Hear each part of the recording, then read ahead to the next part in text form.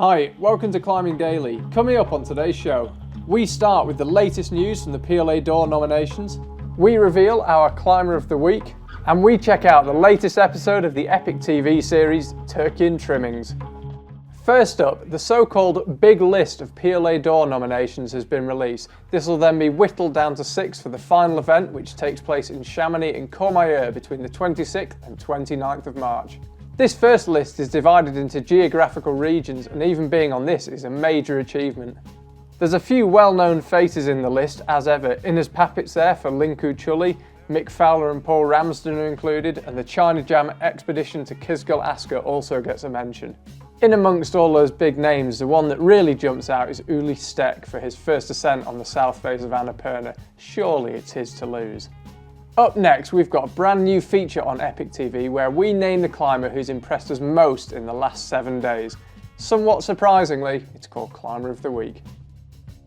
The winner this week is Nalle Hukkataival. For the last 3 months, he's been struggling with a shoulder injury, but he seems to be getting back to full strength. He recently climbed Raptor sit start in Varazze, Italy. That's 8B. Not bad going after 3 months out. Congratulations, Nalle. Tune in next Friday to see who impresses us most in the next 7 days. To finish, we've got a snippet from the latest episode of the EpicTV series Turkey and Trimmings with Mr Pearson. He's gone a bit off script this week though, he's in Greece. See you next week. Somehow I got the info about this place, and somehow I wanted to drive a little bit more, so we actually found the sector.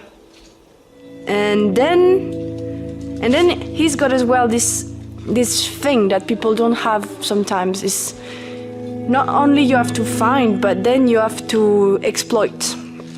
And when he's got an idea in his head, he's not going to leave it go.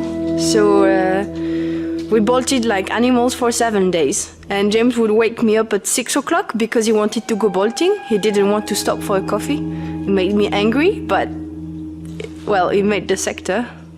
Well, it wasn't really 7, more like 4.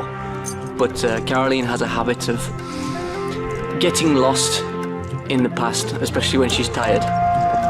I don't know why it happens, but sometimes when you're traveling, when you leave things open to chance, fate has a habit of sending you to the right place at the right moment. When you drive through the village and out the other side, it really takes your breath away. It's just endless.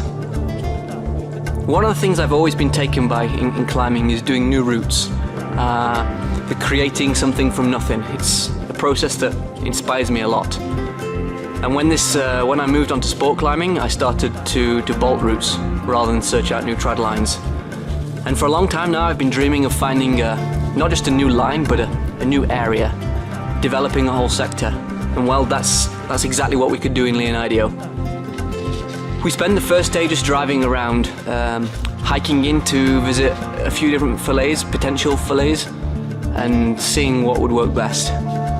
In the end, we chose Le Maison de Chèvre. It's this beautiful band of red rock, an old waterfall, I imagine, and underneath there's some old houses the shepherds used to house the goats. It's always difficult to imagine how something will be after it's equipped. To have this vision of where the lines go and what will work, what will not work, and what will be good and what will be bad.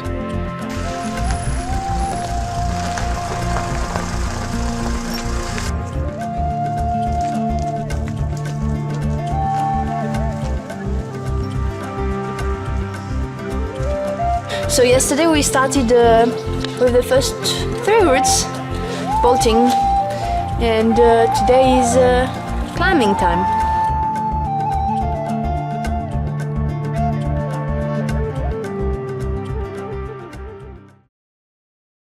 Face team of Italian Simone Moro and German David Gutler have set off, and 2 of the 4-man Polish team, Tomek Makiewicz and